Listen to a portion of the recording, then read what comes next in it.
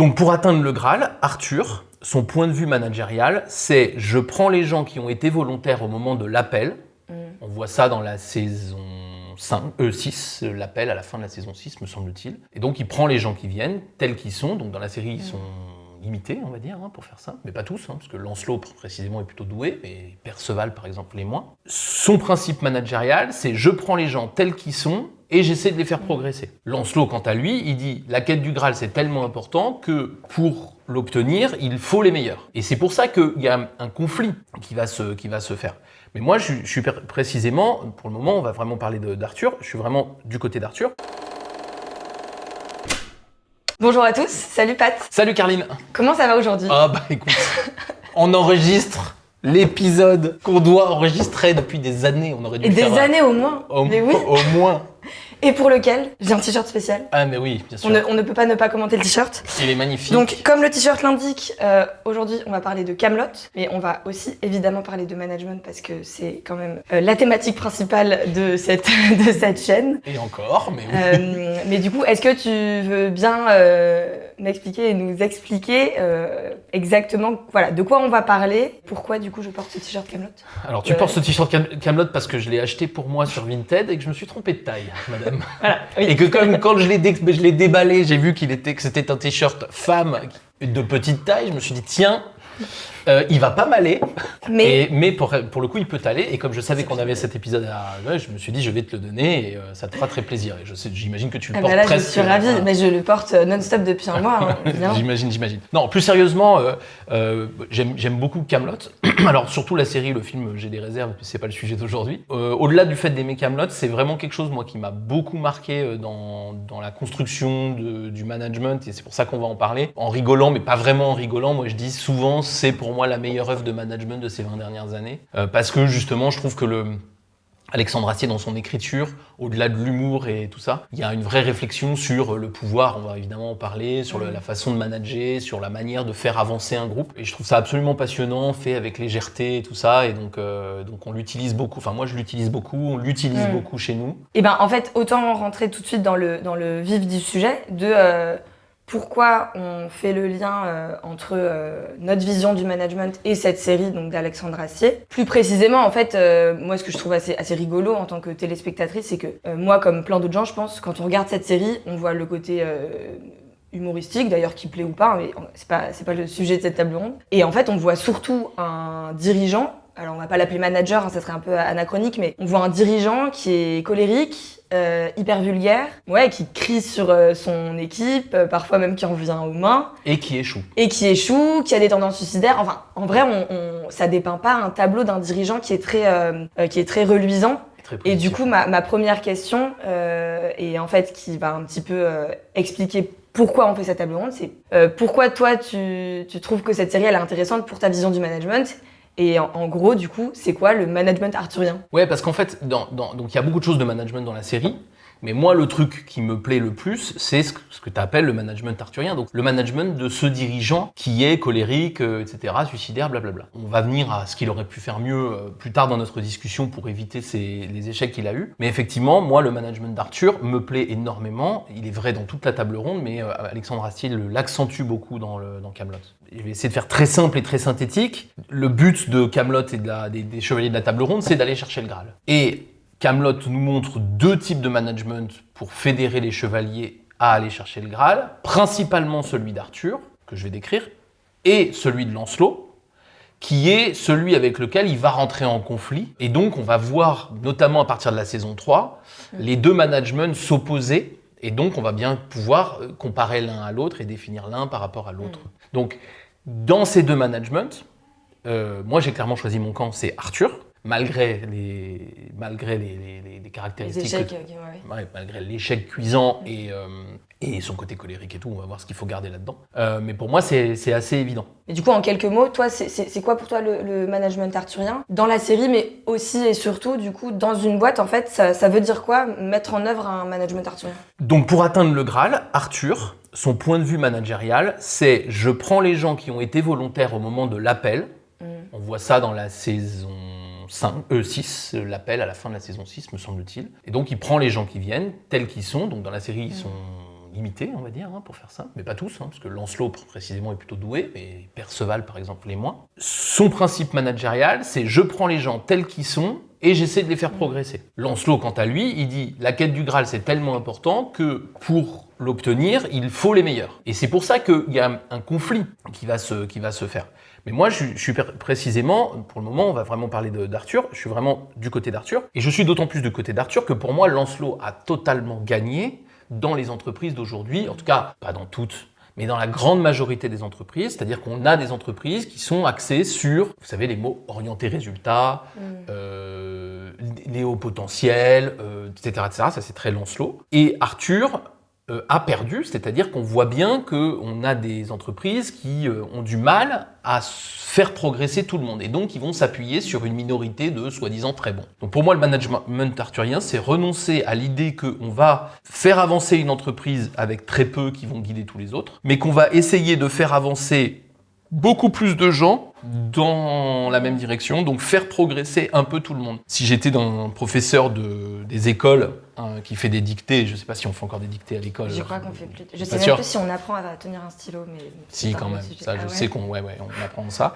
Mais si on avait des dictées, en gros, ce que fait Arthur, c'est qu'il constate qu'il a des élèves qui ont 2 sur 10 et des élèves qui ont 8 sur 10, et il va tous leur demander de gagner 1 point. Et son pari à lui, c'est que en faisant gagner 1 point à tout le monde, il fait augmenter la moyenne d'1 point, donc il fait beaucoup augmenter significativement le système. Alors que Lancelot, il va aller chercher les meilleurs et il va essayer de les emmener plus haut. Sauf que mathématiquement, c'est compliqué en fait d'avoir le même résultat avec très peu de gens. Mais du coup, c'est vrai que ce qui est intéressant dans cette vision-là du management, c'est que a priori, on pourrait penser que c'est qu'une question de valeur. Au sens où Arthur il fait avec les gens qu'il a avec lui, et tu l'as dit, la plupart des chevaliers de la table ronde ne sont pas très compétents, donc en fait il fait un peu avec les faibles. Ouais. Et d'ailleurs on l'apprend, il mène ce combat-là en partie pour des raisons de valeur. On l'apprend à la fin de la saison 6, je crois, où il a une discussion avec César, où César lui dit il y a plusieurs sortes de dirigeants, j'ai pas la citation exacte, mais et en fait, les plus grands dirigeants sont ceux qui se battent pour la dignité des faibles. Exactement. Donc, c'est vrai qu'on pourrait se dire a priori, et c'est pas faux dans la série, que c'est un petit peu un management qui est noble. Mais en fait, et je trouve que tu donnes déjà des éléments là dans ta présentation, en fait, nous, ce qu'on trouve intéressant dans le management arthurien, c'est que c'est aussi hyper utile. Et je pense le premier argument pour illustrer que c'est utile, c'est que tu l'as dit, en fait, il fait avec tout le monde. Ouais. Et de fait, on accompagne beaucoup de boîtes où que ce soit les managers de proximité ou les dirigeants d'usine, par exemple, ou d'entreprise, s'appuient que sur, les 20% les meilleurs. Et ça se voit dans plein d'exemples. Je dirige une équipe, j'ai mon comité de direction qui me demande un projet où les délais sont un peu serrés, je vais tout de suite demander à la personne que je considère fiable, efficace, rapide, j'en sais rien, compétente, enfin... Voilà. Et de fait, du coup, je vais continuer à augmenter cette personne, quitte à la cramer dans certains cas, etc. Et donc oui, la dignité des faibles, c'est effectivement formulé comme ça, c'est une idée qui passe pour une idée qui est purement une idée de valeur et très noble, elle l'est d'ailleurs probablement, mais elle part aussi pour moi d'un principe, et je pense que c'est ça que veut dire César à Arthur, c'est que c'est pas parce que je vais m'occuper des plus faibles que mon armée va être la plus forte. C'est pas uniquement pour ça, c'est parce que, et je le dis souvent à ces caméras, c'est que on manage toujours en public, au sens où les gens avec qui vous travaillez, ils vous regardent manager les autres, même s'ils décodent pas tout, c'est pas le problème. Et donc, la façon dont vous traitez les plus fragiles dans une équipe est vue par tous. Donc pour moi, là où le pari arthurien est efficace, la première chose qui fait que le pari arthurien est efficace, c'est que en montrant clairement qu'il ne lâche pas les plus faibles, tout le monde garde espoir. Si je reviens à mon instituteur, si je cesse de m'occuper des élèves idiots qui ont moins de 5 sur 10 ou moins de 5 sur 20, tout ça parce qu'ils sont incapables et puis de toute façon ils n'y arriveront jamais, je pense que leur niveau d'espoir est absolument nul. Et puis je pense que ceux qui sont près de la limite, ils se disent « Oh là là, si jamais j'ai un petit coup de moins bien, je vois très bien dans quelle case je vais être mise. » Donc pour moi, la dignité des faibles, c'est non seulement donner un coup de main aux gens qui sont en galère, mais c'est aussi dire à tous les autres « Vous pouvez tomber et je peux vous relever. » Enfin en tout cas, où j'accepterai que vous ayez le temps de vous relever. On a fait un podcast tous les deux sur la deuxième chance. La deuxième chance est un concept profondément arthurien. La troisième aussi, la quatrième aussi. Mais du coup, pour moi, il y a vraiment un intérêt à ça qui, au-delà de la morale, montre aux gens que tu peux avancer et que tu peux avoir de l'espoir parce qu'on pourra compter sur toi. Il y a vraiment ce truc-là, je suis d'accord avec toi, de montrer aux gens que tu manages que tu vas pas les laisser tomber, quel que soit leur niveau. Et d'ailleurs, Arthur le fait avec plusieurs personnes. Hein. On peut penser à Perceval. Globalement, hein, pour les personnes qui nous écoutent, qui nous regardent, qui connaissent pas la série, c'est quand même une buse, hein, on peut se le dire. C'est pas... Voilà. Et en fait, Arthur est hyper patient avec lui. Et ouais, vraiment, ça s'étale sur des saisons, mais du coup, des années. Où il perd pas espoir. Et je pense aussi, pour compléter notre propos, qu'il y a un autre message très fort que renvoie Arthur dans son management, dans sa manière de diriger la table ronde, c'est « je vais pas vous laisser tomber, chacun a sa place autour de la table ronde ». C'est profondément lié au volontariat, hein, dont on parlait tout à l'heure. Mais il y a vraiment ce truc de, quel que soit ton niveau, tu peux essayer de participer à l'effort de guerre. Alors, j'ai en tête un épisode, du coup, qui contrevient un peu mon propos, parce que c'est pas Arthur qui parle de ça, c'est sa femme Guenièvre, dans le livre 2 ou 3, ouais. Le livre 2, où Guenièvre lui demande de participer à l'effort de guerre, hein, vraiment explicitement, elle lui demande ça. Bon, Arthur la déteste, donc il est pas ravi. Et en fait, elle explique un truc que nous, on partage beaucoup aux clients qu'on accompagne, c'est propose à la personne un défi ou une difficulté à la hauteur de son niveau. Et donc en fait, Guenièvre propose, je sais pas, même d'aller sur le camp et de faire à manger. Enfin, j'en sais rien, mais elle se dit, mais quand même, je veux dire, tu vas bien me trouver une toute petite place. Et du coup, c'est ça un autre message fort, hein, je pense que renvoie Arthur, c'est en fait, chacun a sa place. Et c'est là, encore une fois, où je me répète un peu, mais c'est un management que nous, on trouve utile et efficace. C'est que les membres de l'équipe qu'un manager a, la plupart du temps, il les choisit pas. Donc en fait, de fait, il est là. Du coup, c'est une vision assez pragmatique que de se dire, bon en fait, je vais quand même essayer de leur trouver des trucs à faire. En fait, au pire, ils stagnent entre guillemets de niveau, et au mieux, je les ai motivés et je les ai fait progresser, quoi. Ouais, tout à fait. En fait, il y a un point que moi je trouve que tu soulignes et que je voudrais appuyer, qui est, et pour moi, qui est vraiment le pragmatisme. C'est-à-dire que là où je trouve Lancelot pas raisonnable, moi, c'est dans le fait de justement ne pas vouloir utiliser les gens. Enfin, utiliser au sens utiliser ce qu'ils sont. Arthur le fait, et Arthur, du coup, comme il se rend bien compte que les gens sont tous différents, il est obligé de s'intéresser à leur capacité pour leur faire des choses utiles. Et on voit dans la série Bohort qui organise des fêtes. Et en fait, ce qui est très intéressant, c'est que là où Lancelot considère les gens comme des moyens, des armes, des outils au service d'un objectif, le Graal, ça a beau être un objectif généreux, mais il les utilise comme des moyens, Arthur les utilise comme des sujets. Donc il va vraiment chercher à se dire, qu'est-ce qu'il y a, quelle qualité il y a dans cette personne pour faire ça. Et pour moi, c'est une des bases dans l'entreprise du management arthurien, mais ça devrait pour moi être une des bases du management tout court, qui est soit j'essaye de faire caler tout le monde par rapport à un super standard de performance en disant un très bon consultant, c'est comme ça, comme ça, comme ça. Ah, pas de chance, t'as pas la partie 3. Ou alors j'essaie de me dire, non, qui est en face de moi? Qu'est-ce qu'elle sait faire ou qu'est-ce qu'il sait faire ou ne sait pas faire ou fait moins bien? Et comment j'essaye de faire fleurir, grandir, s'exprimer la partie utile, la partie positive des gens. Et là encore, il y a un aspect très valeur, mais moi je trouve qu'il y a un aspect très raisonnable. Ouais, c'est très raisonnable de faire ça. Et c'est pas du tout incroyable, c'est pas con en fait. Concrètement, en fait, et je crois d'ailleurs que tu avais accompagné un membre du CODIR ou un dirigeant, je me rappelle plus quel client c'était, mais je me rappelle que tu m'avais dit que tu avais fait cet exercice-là avec un de tes clients, de se poser avec la personne autour d'une table, ronde ou carrée, selon ce que vous avez. Alors là, elle était carrée, je crois, voilà. Aussi, hein, décidément. Et de mettre de côté les objectifs, les livrables, les projets en cours, de prendre les petits humains qu'il y a dans l'équipe et de se dire, ok, c'est quoi les qualités rares de chacun d'entre eux. C'est avec Hélène que j'ai fait ça, figure-toi. Mais patronne de site, grand site industriel que tu connais bien. C'est vrai que ce qui peut être assez intéressant dans cet exercice, c'est que déjà, j'imagine que ça prend pas beaucoup de temps, donc il n'y a pas trop le truc de... voilà. Et puis, ça permet de poser un autre regard sur les membres de son équipe. Et surtout, ça permet ce que tu as dit, à savoir se dire comment du coup je peux utiliser tout ça au service de soit de mes projets en cours, soit garder ça dans un coin de ta tête. Si tu t'es jamais posé la question de mais en fait Patrick c'est quoi sa qualité, le jour où je sais pas il y a une nouvelle personne dans l'équipe et que en fait je m'étais dit au moment de cet exercice, mais Patrick, il est hyper fort pour avoir un bon relationnel et intégrer les gens. Si je me suis jamais dit ça C'est vrai que ça passe vraiment pour un feedback un peu caché, pas du tout. Bref, ferme la parenthèse. Si je me suis jamais posé cette question, c'est sûr que le jour où il y a quelqu'un de nouveau qui arrive dans l'équipe, j'aurais pas dans un coin de ma tête ce truc de « Ah mais oui Patrick, je peux grave le solliciter là-dessus ». Et je continue d'être la tête dans le guidon, je pense à mes livrables, je pense à mes projets, et juste, c'est un peu une forme de talent gâché, quoi. Et c'est carrément un talent gâché. Et je trouve qu'en plus, du coup, comme j'ai un rapport manager-outil chez Lancelot, ça veut pas dire qu'il n'y a pas de reconnaissance, puisque lui, il veut quand même atteindre l'objectif, donc avec les bons, il va être très bien. Et de l'autre côté, j'ai un rapport manager-sujet.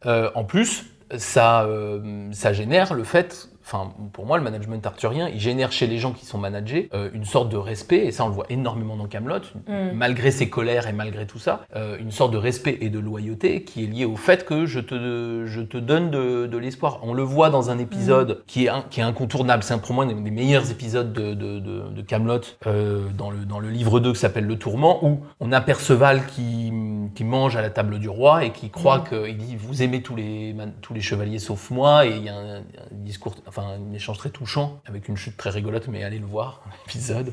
C'est Le Tourment 2, où Arthur lui dit « Mais non, mais en fait, si tu manges à ma table, c'est qu'en fait, je suis content d'être là. » Ouais, je te considère et t'es pas... Ouais. On peut pas être arthurien et pas considérer les gens, puisque t'es obligé d'aller chercher les qualités des gens si tu veux justement les faire tous progresser. Je garde mon instinct, pardon, mais c'est même s'il y a plus de dictée, on comprend très très bien le truc, c'est que si je veux faire progresser un gamin qui serait très mauvais en dictée, manifestement, sa qualité première, c'est pas la dictée.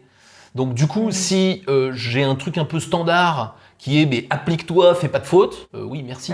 Oui. D'accord. Ah oui, mais maintenant que tu dis, je vais arrêter de faire des fautes du coup. Ouais, merde, j'avais pas compris excuse. Il fallait juste réexpliquer la consigne.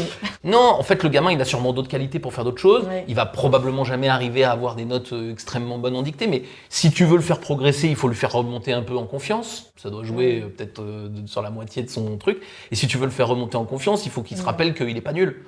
Donc du coup, t'es obligé, c'est une obligation, mais c'est une obligation saine, je trouve. T'es obligé de chercher chez ce gamin quelles sont ses qualités, où est-ce qu'il est bon, etc. Et du coup de le rassurer et de lui dire, écoute, en dictée, non mais t'as 2, moi tant pis si t'as pas 8. On essaie d'avoir 4 et on essaie de se trouver une petite astuce ensemble pour que t'aies 4. Et pour moi, le management, c'est fort quand c'est comme ça. Et après, l'après-midi, on est en cours de EPS, je dis n'importe quoi, mais l'opposé de la dictée. Et peut-être que le même gamin, il est physiquement plus développé, plus agile, plus adroit, moins peureux. Et pour le coup, il dépasse tout le monde et c'est super. Et à ce moment-là, on sait que c'est un gamin génial en fait. Il a juste un peu de mal à pas faire de fautes. Donc je trouve qu'Arthur, il est raisonnable.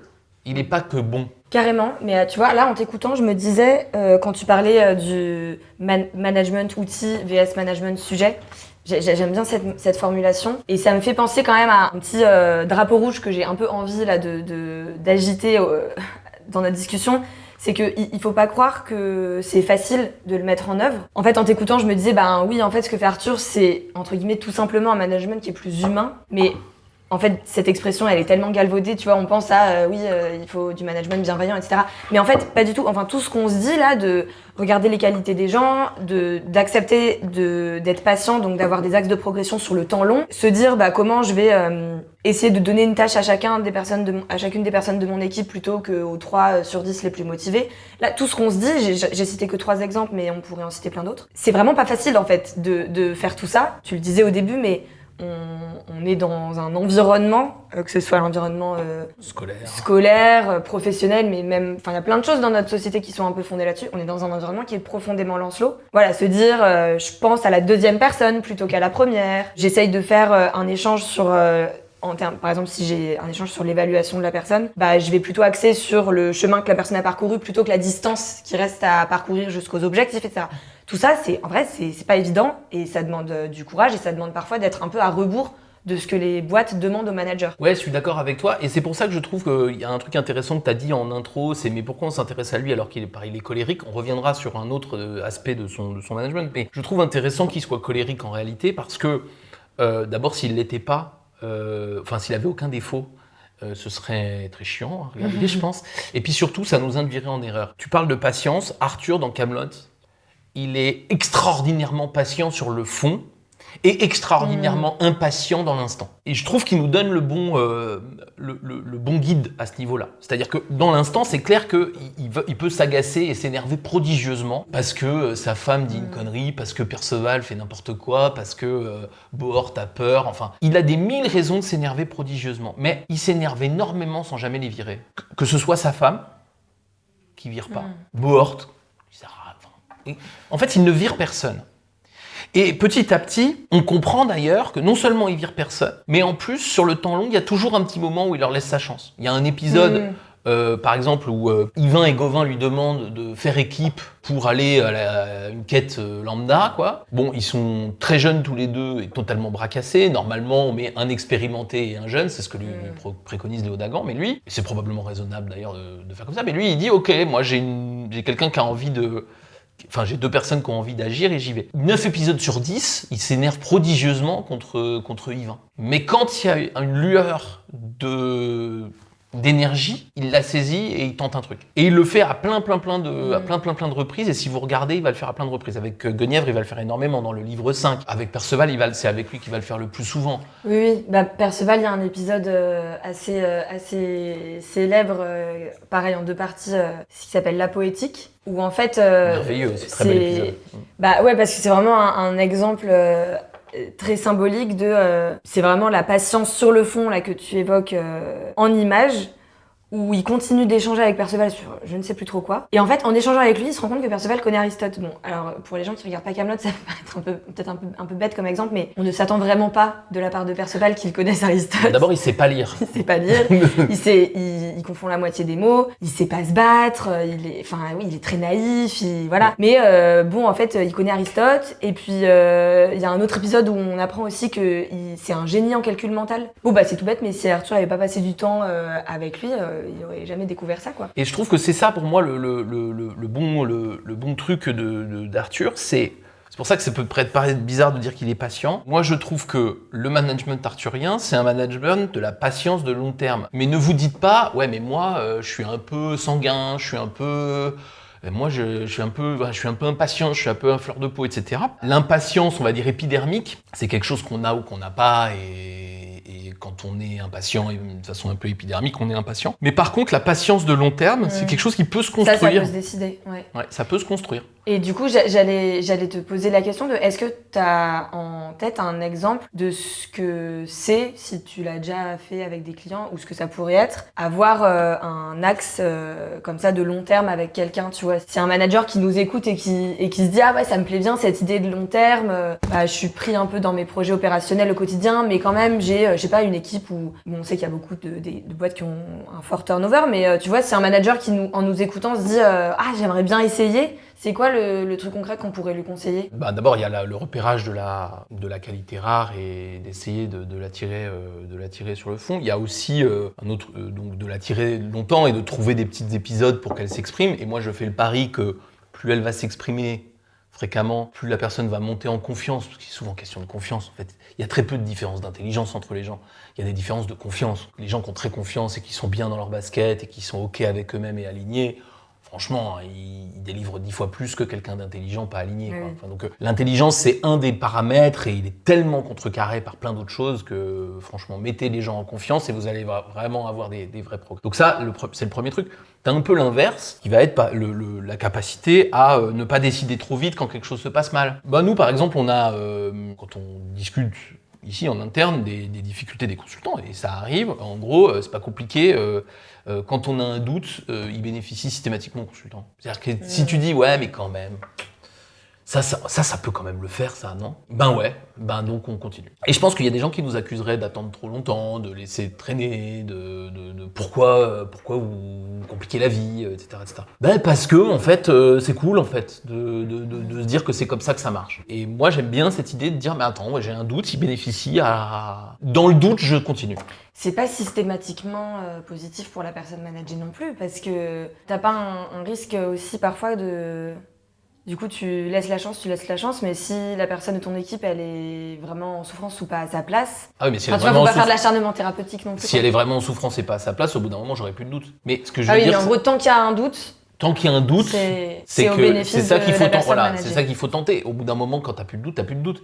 Et Ça veut dire, le management arthurien, il impose un management relativement régulier. C'est-à-dire qu'il impose de suivre tout ça, les progrès comme les difficultés. Et si tu suis tout ça, t'arrives, alors il y a plein de défauts dans le système et tout, mais tu arrives justement à prévenir un peu les changements ou à préparer un peu les transformations. Donc pour moi, cette patience-là, elle va pouvoir se construire sur des choses comme ça et on va s'apercevoir, et ce qui est assez magique, qui est vraiment extraordinaire dans le management arthurien, c'est qu'il y a des cas où c'est pas payant, mais les cas qui sont payants sont des réalisations extraordinaires. Et elles sont extraordinaires à 2 titres. D'abord, elles sont émotionnellement géniales, parce que c'est génial de voir quelqu'un se révéler. Et ça, j'ai quand même beaucoup d'exemples. Que ce soit chez nous, chez nos clients, plein d'exemples. Il faudra que tu nous en donnes un quand même. Je t'en promis. Et le deuxième truc qui est génial, c'est que je parlais de cette histoire de moyenne. C'est que c'est avec les gens en difficulté qu'on peut faire des énormes différences. C'est clair. Avec quelqu'un qui est déjà très bon, quand tu vas lui demander plus... Si le gamin il a déjà 18 ans dicté, avoir 20, c'est... C'est possible. Déjà, ça ne change pas grand-chose à la moyenne de la classe. C'est clair. Et en plus... Et puis c'est peut-être pas ce à quoi il aspire du coup. Non, et puis peut-être qu'il faudrait faire ses efforts sur le sport ou je sais pas quoi, parce que voilà, donc est-ce que c'est pas est-ce qu'il vaudrait pas mieux qu'il reste à 18 et puis qu'on essaie de l'aider sur autre chose, je ne sais pas. Donc voilà, donc ça c'est vraiment important. Alors des exemples, chez Darty on travaillait avec Régis, et lui il avait repris une équipe assez grande, il y avait 1000 personnes quand même, et à un moment donné il devait staffer un manager sur un de ses centres de service, donc un manager de 300 personnes, et il a choisi de mettre quelqu'un qui devait avoir entre 55 et 58 ans, dont la réputation quasi unanime était bras cassés, quoi. Je dis pas que c'est Perceval, quand même pas, parce que bon. Mais c'était quand même vraiment quelqu'un qui était très très mal considéré dans l'entreprise, etc. Et lui, il arrivait, et il n'avait pas eu un spécialement mauvais contact avec ce gars, donc vas-y, je te donne le truc. Jusqu'à sa retraite, il a été un patron de centre merveilleux, quoi. Le gars, il est monstrueux. Enfin, je sais pas dans quel état ce mec est parti à sa retraite, mais heureusement qu'il est parti là et pas 5 ans plus tôt, tu vois. 5 ans plus tôt, il partait en paria. Là, il part, sûrement une médaille, mais au-delà de ça, merci pour les 5 ans qu'on vient de faire, c'était génial. Et je pense qu'il est parti heureux à la retraite parce qu'il a eu ce truc-là. Et en plus, on a résolu un problème qui était qu'il fallait staffer ça, et que j'imagine que s'il l'a mis là, c'est qu'il n'y avait rien d'autre d'évident. Donc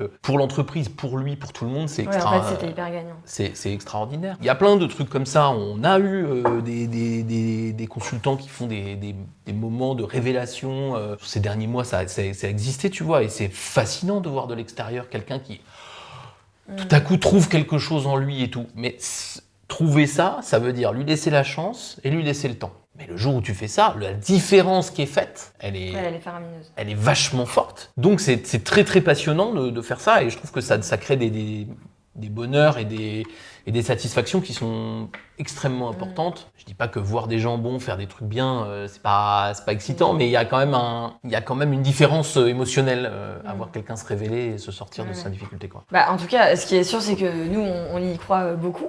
Enfin, je me faisais la réflexion là en nous écoutant que on met beaucoup d'émotion et d'enthousiasme sur ce sujet. Non, je trouve pas. Non, c'est vrai qu'on est plutôt... Après, on peut essayer d'avoir un ton peut-être un peu plus... Non, je sais pas. Le management arthurien. Leçon numéro 4. Non, mais par contre, c'est encore une fois, enfin voilà, nous on y croit beaucoup, mais on le disait au tout début, déjà dans la série Kaamelott, ça se solde pas forcément par une réussite. Ah non, mais pas du tout même, ouais. Et dans les entreprises, c'est pas du tout évident. Et en fait, nous, quand on discutait un peu de la série, on se disait que c'était surtout dû à un aspect, cet échec. Alors, un aspect managérial, je veux dire, on va pas décortiquer la série d'un point de vue cinématographique, mais d'un point de vue humain, en tout cas, il y a un peu une grande erreur que fait Arthur, et c'est celle qui concerne Lancelot. C'est intéressant parce qu'effectivement, on est très, très challengé quand on présente ça en entreprise, parce que les gens nous disent 2 choses. D'abord, ils nous disent mais ça a l'air très compliqué, et puis en plus, Arthur, il se plante. Et puis, ils nous disent un deuxième truc qui est, ouais, mais quand même, Lancelot, ça va vite. Oui. D'accord. Oui, donc du coup, souvent, ce qu'on nous dit, c'est oui, c'est beau à long terme, j'y crois, j'ai envie d'y croire. Mais à court terme, ça fonctionne mieux Lancelot. Ce avec quoi je suis pas du tout d'accord, parce que en vrai, pour pouvoir dire que ça fonctionne mieux Lancelot à court terme, il faut vraiment regarder l'action qu'on est en train de faire, non pas à court terme, mais pratiquement comme ça. C'est-à-dire comme si, non seulement à court terme, mais en plus en ne regardant l'action qu'on est en train de faire toute seule, comme si c'était la seule. Si effectivement tu n'as qu'une action à faire, aucune autre, et qu'il n'y en aura aucune autre après, tu as intérêt à prendre le meilleur. Je prends un exemple, je dois tirer un penalty à la fin d'une finale de Coupe du Monde de foot, prends le meilleur. Mais prends le meilleur parce que cette action-là, elle est totalement isolée. C'est-à-dire que oui, il y en a 5, donc tu vas prendre les 5 meilleurs. Mais cette action-là est totalement isolée. C'est-à-dire qu'avant le penalty, tout ce qui s'est passé avant le penalty, ça n'existe plus. Ça n'existe plus parce que on a abouti à une égalité. Et il y a tellement peu de Coupes du Monde que il n'y a aucune raison de ne pas prendre les 5 meilleurs tireurs. Mais c'est un cas extraordinairement extrême. Enfin, tu vois, j'ai dit 2 fois extraordinairement extrême. Et on était en mode modération, là. Bon, mais c'est un cas un tout petit peu particulier. La modération, voilà. Patrick Bois. Donc, mais c'est un cas un petit peu particulier, convenons-en. Dans l'entreprise, c'est jamais comme ça. Il y a toujours d'autres actions en parallèle et il y aura toujours d'autres actions après. Et donc, me dire que c'est à court terme, ça veut dire, ok, tu vas peut-être réussir cette action-là toute seule, mais ça veut dire que pendant ce temps-là, le mec que t'as mis, le très bon que t'as mis sur cette action, il fait pas l'autre. Donc celle-là, elle est en train de ralentir. Si je garde ton raisonnement, c'est comme ça que ça va vite, d'accord. Donc tu l'as enlevé d'un autre truc, elle est en train de ralentir. Si tu l'as pas enlevé d'un autre truc, ça veut juste dire qu'il va bosser beaucoup plus tard. Donc t'es en train de le cramer, il va partir. Hein. Hashtag turnover. Le turnover des bons. Le turnover le plus important, c'est le turnover des bons, les autres ils restent. Et puis troisièmement, t'as pas fait progresser personne sur cette action autre que ton meilleur. Et donc, pour l'action suivante juste après, j'ai toujours pas quelqu'un pour faire, puisque j'ai reproduit mon système. Donc même à court terme, ça merde. Et ça va vers cette erreur que fait Lancelot. Et c'est marrant, tu sais comment que fait Arthur avec Lancelot. Et tu sais comment on a découvert ce truc, c'est que on a eu la chance de recevoir Thomas Cousseau. C'est pas vrai, j'étais pas là. Mais si, et Thomas, il faut absolument que tu viennes faire après une interview avec moi, s'il te plaît, pour qu'on puisse justement se remémorer cette discussion. Thomas est venu discuter avec nous. Donc Thomas, pardon, qui est l'acteur qui joue Lancelot. Et quand nous avons discuté de ça, on lui a présenté ça, on a regardé des épisodes ensemble, c'était génial et tout. Et on a discuté justement de son rapport au personnage, etc. Et il nous explique que lui, il a joué le personnage et il a aimé ce travail qui a plus changé sa carrière. Tu vois, mais qu'il aimait pas le personnage parce que le personnage est un personnage qui sombre dans un égoïsme et quelque chose d'assez difficile. Et on s'est rendu compte dans cette discussion que d'abord il était un peu dur avec son personnage parce que Lancelot au début il est très patient, presque plus qu'Arthur. Ouais, et il est hyper loyal il est super loyal et etc. Et on s'est surtout rendu compte que c'était probablement aussi Arthur qui avait oublié de manager Lancelot. Arthur, il a écouté la dignité des faibles, mais je pense pas que César lui disait les bons chefs de guerre s'occupent de la dignité des faibles et n'en ont rien à foutre de tous les autres. D'ailleurs, la phrase, il la dit pas comme ça. Il dit juste, il cherche à rétablir la dignité des faibles, c'est ça à peu près la phrase, pas exactement. D'ailleurs, carrément, ce que tu dis, il le dit explicitement. En fait, Arthur a un épisode à la fin du livre 2, donc c'est avant, en gros, la saison 3 où Lancelot a créé son propre clan autonome. Et en fait, c'est une discussion entre Lancelot et Arthur, où Lancelot apprend, de manière un peu informelle, du coup, que Arthur ne le considère pas du tout comme son second, alors qu'en pratique, c'est son second. En pratique, c'est lui qui le remplace quand Arthur est absent. C'est auprès de Lancelot que Arthur tire ses conseils, etc., etc. Et en fait, il y a vraiment une erreur managériale que fait Arthur avec Lancelot, qui est de pas lui donner une place spéciale. On a un peu détaillé par A plus B en quoi le management de Lancelot est la grande erreur d'Arthur. Mais du coup, la question qui se pose, c'est quand t'es manager et que t'as envie de mettre en place un peu un management arthurien, donc tu vas, on l'espère, mettre ton énergie sur les plus faibles, sur les personnes volontaires. Dans un système comme celui-là, quelle place tu donnes, du coup, aux personnes qui sont déjà là et qui, elles, sont très compétentes et qui sont considérées comme les meilleures? Pour moi, c'est vraiment une question clé et c'est ce qui aurait, à mon avis, sauvé Arthur, parce qu'il était déprimé, parce qu'il s'est retrouvé trop peu soutenu par des gens de qualité. Et d'ailleurs, c'est ce que je dis souvent, moi, je dis que c'est quand même, quand on veut faire du management arthurien, on est content d'avoir des gens très forts autour de soi. Donc, simplement, la question, c'est à quoi je les utilise. Et vous avez compris que les utiliser tout le temps, comme fait Lancelot, c'est une impasse. C'est pas qu'il l'utilise pas, Arthur, c'est qu'il le reconnaît pas. Et non seulement il le reconnaît pas, mais en plus, presque il prend pour acquis. L'épisode que tu dis sur je suis pas votre bras droit, c'est qu'en fait, Arthur, il veut traiter tout le monde à égalité, et il prend pour acquis les efforts de Lancelot. Ça, d'abord, c'est maladroit. C'est pas une erreur de la part de Lancelot d'être doué. J'estime énormément ce que fait Arthur avec Perceval, mais je trouve que là, il devrait déjà reconnaître à Lancelot ce qui est. Et d'ailleurs, Perceval, on voit bien, il y a plein de moments dans la série où il n'est pas jaloux de Lancelot. Il voit bien que Lancelot est meilleur. Il y a un moment où, dans un épisode, justement, je crois que c'est dans la poétique aussi, où il dit « Mais Lancelot, il a toujours des histoires incroyables à raconter. » Oui, c'est vrai. Ouais. Et donc, Perceval, il est conscient de la supériorité de Lancelot à date. Si Arthur dit, bah évidemment que t'es mon bras droit, personne va dire non, c'est abusé.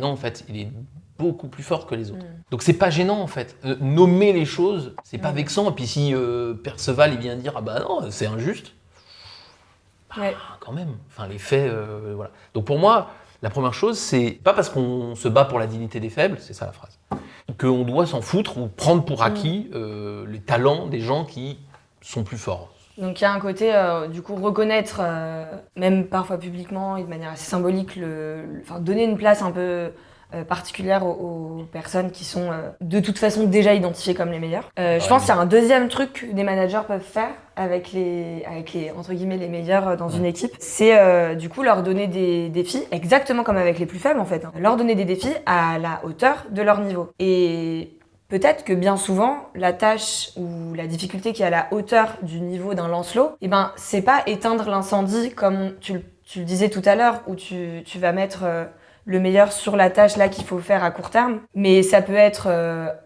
un projet de plus long terme. Ça peut aussi être, et nous on conseille souvent ça aux managers qu'on accompagne, d'être dans une posture de transmission. Et je pense à l'équipe, du coup tu parlais d'Hélène tout à l'heure, mais on accompagne les managers d'une usine pharma, donc à Sisteron en ce moment. On essayait de voir avec eux comment ça pouvait se mettre en place. Et typiquement sur la transmission, je me rappelle d'une manager de la qualité qui nous disait bah oui, la transmission c'est un énorme enjeu pour nous, mais malheureusement ils ont des agendas hyper chargés, mais ils prenaient ce sujet un peu a posteriori. En fait, il voit qu'il y a une personne qui va partir à la retraite 2 mois plus tard, et du coup là, c'est affolement général, il faut absolument machin. Nous, ce qu'on peut conseiller, je crois, c'est ne pense pas aux cas là qui sont en crise, parce que là, du coup, ceux-là, tu pourrais rien faire d'autre qu'éteindre le feu, mais prends des personnes qui sont compétentes, qui sont là, qui sont pas en arrêt maladie, et il y en a, heureusement. Prends quelqu'un d'autre de ton équipe qui n'a qu'une envie, c'est d'apprendre, et juste mets-les ensemble. Ça peut être au démarrage, peut-être un déj par semaine, juste pour créer la relation, ou ça peut être une réunion un peu plus technique si jamais la transmission se fait sur des aspects plus techniques. Enfin, il y a plein de moyens de le mettre en place. Mais en tout cas, le deuxième conseil, je pense, ça serait mets le meilleur dans une posture de transmission. Un petit peu plus tôt dans la discussion, t'as cité une technique qui va dans ce sens-là et qu'on n'a pas explicité, qui était de prendre le deuxième. Nous, il y a un truc qu'on dit assez souvent et qui va dans le sens que tu dis, c'est en gros quand vous avez un problème à régler, un projet à staffer ou je sais pas quoi, il y a un nom qui vous vient en tête tout de suite, le premier nom. Prendre le premier nom, généralement, c'est un move Lancelot. Donc nous, on dit, vas-y, ok, on met ce premier nom de côté. C'est quoi le deuxième ? Ce deuxième nom, s'il vient très vite, tu le mets à côté. Et tu vas jusqu'à ce que tu aies un nom qui dise ouais, ça se tente. Donc là, on peut commencer à être arthurien. C'est-à-dire, je vais prendre cette personne pour qui donc je vais avoir de l'espoir, qui n'est pas tout à fait évidente, et je vais utiliser l'autre, comme tu dis, pour lui apprendre. Donc, prendre le deuxième ou prendre le troisième et demander au premier d'aider l'autre, ça, c'est beaucoup plus Arthur. Et c'est assez concret. Ouais, carrément. Et je vais le faire systématiquement. Donc, toujours pareil, dans mon court terme, au lieu de regarder mon truc comme ça, comme c'est vraiment le syndrome de l'autruche, quoi, je le regarde comme ça et je me dis, ah oui, en fait, je veux me préparer aussi le coup d'après, donc je prends celui qui est moins compétent. Ça, pour moi, c'est vraiment le truc. Et ça, il le fait. Alors, il le fait un petit peu avec Lancelot, mais il le fait pas assez, il le fait pas de façon assez régulière. Il n'a pas une exigence au bon endroit. Il continue à lui demander de faire des quêtes, alors qu'il devrait beaucoup plus lui demander d'aider les autres à faire des quêtes. C'est un peu comme ce qu'on disait sur le gamin en dictée. Le gamin en dictée qui a déjà 18, on va pas l'emmerder pour qu'il ait 19 ou 20, enfin si tu veux, mais intéresse-toi un peu plus globalement à ce qu'il a, à ce qu'il fait. Est-ce que déjà il a d'autres choses à progresser par ailleurs ? Et puis si c'est en dictée, le vrai sujet c'est pas qu'il ait 19 ou 20, c'est comment il peut aider le gamin qui a un peu plus de mal. Et les gamins ils savent s'aider entre eux. Est-ce qu'on leur donne des responsabilités, il va être tout fier, dire, lui explique-lui bien, on n'a pas le droit de lui engueuler, ok. Et ils vont trouver des solutions. Et ça peut être assez malin. Vraiment pour moi, ce qui est intéressant, toujours pareil dans Arthur, c'est je prends pas mon très bon, encore faudrait-il pouvoir vraiment être sûr de pouvoir bien les définir, mais admettons, je prends pas celui qui me vient à l'esprit non plus comme un outil. Et je me dis, mais en fait, comment lui aussi je le fais progresser ? Et généralement, on va pas le faire progresser plus dans là où il est très bon, on va le faire progresser à côté, autour de ce sur quoi il est très bon. Et ça, moi, je trouve ça vraiment intéressant dans le management arthurien, d'avoir ce double mouvement. Et je pense que ça aurait évité à Alexandre, si tu nous regardes, faut réécrire la saison 7 ou je sais pas quoi, ça aurait évité à Arthur de se retrouver si seul, tout seul avec ses nulos, quoi. Et en t'écoutant, je me dis, il y a aussi une troisième chose qu'on peut faire avec les Lancelot dans notre équipe, qui est vraiment liée à ce truc-là, hein, de lui donner le défi de transmettre aux autres. C'est, entre guillemets, mais j'ai l'impression qu'on donne souvent ce conseil autour de cette table, mais c'est manager explicitement. C'est-à-dire que Arthur, il aurait pu être très transparent avec Lancelot sur le fait que bah oui, t'es le meilleur. En fait, j'ai besoin de toi là-dessus. Et pour le coup, ce troisième conseil, si on le retranscrit côté entreprise, je dirais que ça peut être intéressant de faire ce management explicite avec les meilleurs, mais aussi et surtout avec ton N+1, c'est quelque chose qui avait émergé justement avec l'équipe des managers de Sisteron où on leur donnait des conseils un peu concrets pour mettre en place un management arthurien et souvent ils nous disaient bah oui non mais attends moi je peux pas le faire sans l'aval de mon chef et du coup donc là le chef c'est pas tout à fait le sujet des meilleurs mais je pense qu'il y a vraiment un truc de si tu veux mettre ça en place, ça peut être pas mal aussi d'en parler de manière explicite à ton manager, ne serait-ce que pour dire oui, alors ne t'étonne pas en fait sur ce projet, on pensait mettre bidule, en fait j'ai mis machin. Je sais que ça peut paraître étonnant, mais je vais t'expliquer pourquoi en fait c'est rationnel et comment j'ai réussi à me baquer machin pour gérer le truc. Oui, ça me fait penser à quelque chose que moi je pense que c'est une conséquence du management arthurien que je dis de plus en plus et qui va dans ce sens du management explicite. Il faut bien se dire que la stratégie, c'est un art militaire de base et on utilise souvent ça en management et donc on a tendance à avoir des parallèles militaires, Napoléon, machin. Et en militaire, quand on fait la guerre, c'est généralement con de donner sa stratégie à l'adversaire. Mais parce que l'adversaire te veut du mal quand tu fais la guerre. Mais quand tu fais du management, il n'y a pas vraiment d'adversaire. Encore moins qui te veut du mal. En fait, quand tu fais du management, s'il y a un adversaire, il n'est pas personnifié par quelqu'un, il est lié aux contraintes du marché, aux contraintes d'organisation, aux peurs des gens. Ce qui freine l'avancée des projets, c'est tout un tas de trucs, c'est pas vraiment un ennemi. Il y a des cas très très précis où il peut y avoir ça, mais où il y a un peu des jeux politiques et tout. C'est extrêmement rare. En général, t'as pas ça. Et donc ça, il faut vraiment pas copier le côté militaire de la stratégie et de la tactique. Et là, je te rejoins à fond. C'est pour moi le management arthurien. C'est pas un management qui est si tactique et si subtil que ça. Plus il est tactique et plus il est subtil, plus il éveille le doute et l'incompréhension. Ouais, la méfiance un peu.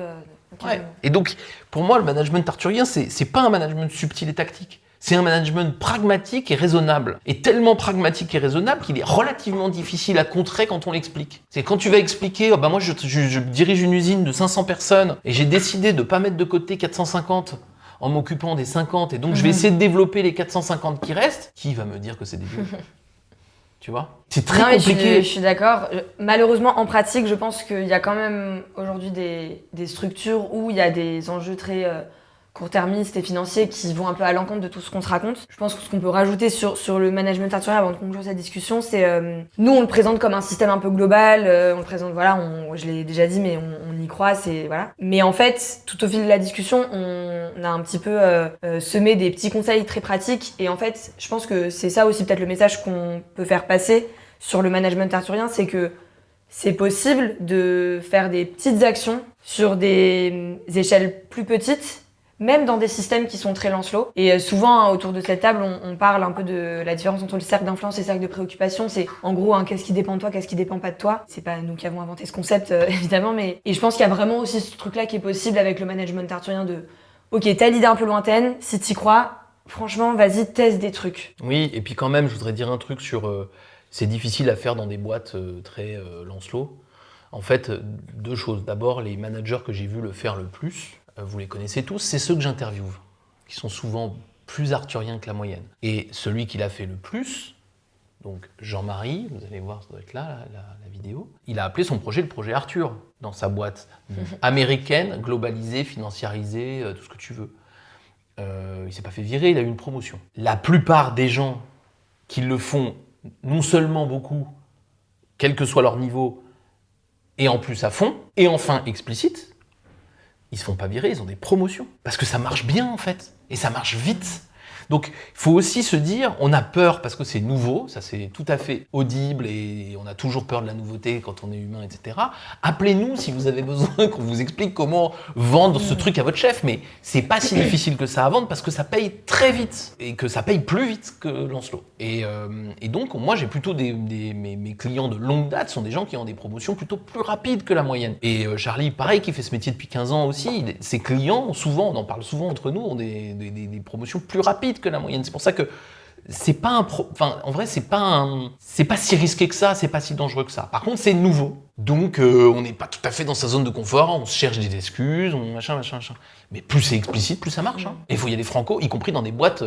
Jean-Marie, c'est chez Collins Aerospace. Je peux vous dire que les mecs, ils sont pas picousés Arthur, puis ils sont tout petits. Mais c'est pas grave, en fait. C'est pas grave. Et on arrive à en faire à petit niveau dans des boîtes comme Sanofi, c'est pas du tout arthurienne, tu vois. Donc, moi, je suis pas très inquiet de la possibilité de le faire un peu partout. Je vois bien qu'il faut de l'aide au début, mais... Oui, c'est ça. Je pense que pour le coup, sur ça, moi, j'ai un avis un petit peu plus nuancé, qui est peut-être aussi dû au fait que j'ai pas 15 ans de conseil, j'en ai 2 et demi. Voilà, on l'a dit, quand on rencontre des managers, on leur parle de ça. Honnêtement, il y a des réticences et on leur dit, ce qu'on vous demande, c'est courageux. On en a conscience quand même, et voilà, c'est pas évident, mais c'est trop chouette d'avoir des preuves un peu par l'exemple que ça fonctionne, et ça fonctionne à plein de niveaux, manager de proximité ou vice-président de toute la zone Europe, quoi. Mais du coup, j'ai juste une question. En 2 ans et demi, est-ce que tu as un exemple de manager qui a tenté un truc de type Arthur et à qui ça a souri? Attends, je réfléchis. Je pense que t'en as, moi. Oui. Tu penses à qui? Non, je sais pas. Vas-y. Non, mais vas-y, dis. Non, j'allais te donner des clients, mais Moi, je pense à Hermès. Ah non, du coup, non. Mais tu pensais à qui? Moi, je pensais à Envie de salle de bain, mais Saint-Gobain. Mais vas-y. Je pense à une mission où... alors, le switch, on va dire Lancelot Arthur, a pas été fait de manière explicite comme ça a pu être le cas avec Jean-Marie dont tu parles. Mais en l'occurrence, c'était un comité de direction d'une maroquinerie de luxe, en fait, qui tenait la Maro. Parce que ils étaient hyper performants, ils étaient... voilà. Et eux, en l'occurrence, ils étaient pas forcément réticents à laisser plus de place aux managers. C'est juste que, en fait, ils savaient pas trop comment s'y prendre. Du coup, avec donc mon collègue Fred, on les a accompagnés pour laisser un peu une partie des rênes, on va dire, de la maroquinerie aux managers. Et là où c'était arthurien, c'est que on a assumé le côté volontariat explicitement. Donc, en fait, pour la première fois dans cette maroquinerie, le comité de direction a proposé à des managers de s'emparer de sujets qui étaient stratégiques pour leur site. Ça passait par des sujets très RH sur l'absentéisme, qui étaient très problématiques chez eux, au projet de déménagement et d'extension, tu vois, donc des trucs avec maxi budget et tout ça, et sur le long terme. Et en fait, ils étaient un peu réticents au début, mais on leur a dit non, il faut pas positionner les gens en amont. On va mettre les sujets sur la table et les managers, ils vont se lever et ils vont mettre une petite gommette sur le sujet qu'ils veulent traiter. Et résultat, ils ont tenu leur promesse jusqu'au bout et c'est trop chouette. Et ça a hyper bien marché. Ouais, au niveau collectif, d'abord au niveau individuel, on a un exemple génial d'une nana, du coup, c'est pas passé uniquement par ses groupes de travail, mais entre autres, ces groupes de travail ont permis à une des managers vraiment de se révéler. Résultat, maintenant, 1 an après, elle est au comité de direction. Au niveau collectif, je me rappelle donc d'un mail de ce client-là qui dirigeait la maroquinerie, qui avait du coup invité les managers à présenter tout leur travail dans les groupes de travail qu'on avait animés auprès du Big Boss, donc qui venait de Paris ou je sais pas d'où. Et vraiment, le mail, c'était... mais en fait... On a pu laisser la chance à ces managers de présenter un truc devant leur N+3. J'ai jamais vu autant de fierté dans leurs yeux, quoi. Bah oui, et donc, tu vois, t'as des exemples comme ça, et en fait, on les a, et c'est assez rapide, finalement. Ouais, c'est vrai, cette mission, elle a duré 1 an. Voilà, mais c'est pas... Finalement, pour avoir des résultats sur autant de gens, c'est quand même assez intéressant. Et peut-être un dernier exemple qui est peut-être plus radical, mais pour que vous compreniez l'intérêt, c'est... Moi, j'ai travaillé dans un comité de direction d'une usine dans l'Est, dans lequel il y avait un manager nettement plus fort nettement plus fort que les autres à la production, et une deuxième à la production qui était proche de la retraite et manifestement nettement plus faible. Et le manager très fort... était assez désagréable avec le manager un peu plus faible, mais il était vraiment plus fort. Mais ses résultats étaient bien meilleurs, etc. Mais du coup, il était désagréable. Et quand j'ai conseillé la patronne du site, elle me dit comment je peux faire pour améliorer le fonctionnement de mon équipe. Je lui ai dit, vire le meilleur. Je lui ai dit vire le meilleur parce qu'en fait, tu es dans un système où, parce qu'on a fait du Lancelot, il est totalement... il est trop, il est en giga confiance, complètement désagréable, etc., etc. Bon, il l'a pas vraiment viré en fait, on l'a fait partir pour un autre endroit dans le groupe. Hein. C'est un grand groupe, tu vires jamais personne de toute façon, donc on l'a pas mis à la porte, mais je lui ai dit sors-le. Donc on a sorti le meilleur. On pourrait se dire c'est une perte sèche pour l'usine, même pas du tout, puisque il est parti, comme il était désagréable.